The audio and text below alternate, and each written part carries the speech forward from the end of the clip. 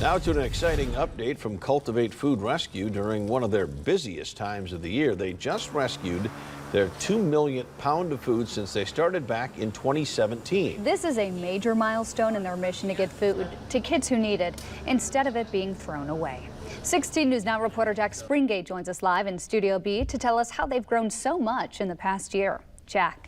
Well, it was around this time last year when we heard Cultivate rescued their 1 millionth pound of food since they started in 2017. Since then, they've doubled those efforts in a fraction of the time, thanks in a big part to their growing network of community partners.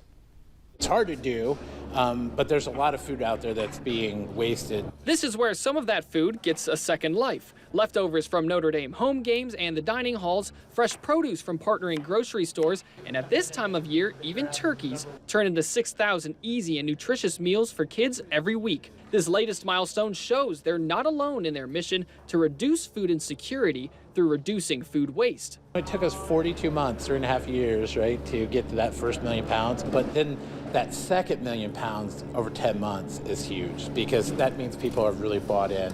And we have so many different food donors on a random basis, but it really adds up to a lot. And 1 million pounds over 10 months is kind of proof of that. Notre Dame and Cultivate rescued 20,000 pounds of food from campus in this past football season alone. When more food comes in, that means more meals for kids going out. As our food has grown, our backpack program has grown with it.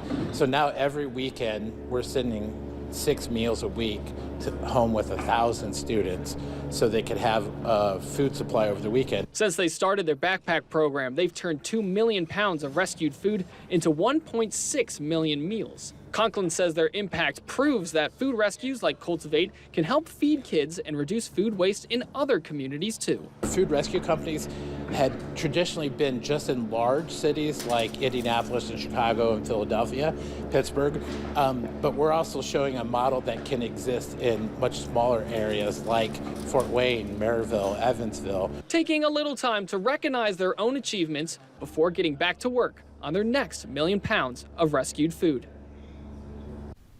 And with Thanksgiving right around the corner, you may have seen some of the turkey that they have there in the fridge. You can stay tuned at 6 to find out who they're saving that for so they have a chance to have a Thanksgiving meal. But for now, Lauren, Terry, I'll send it back to you.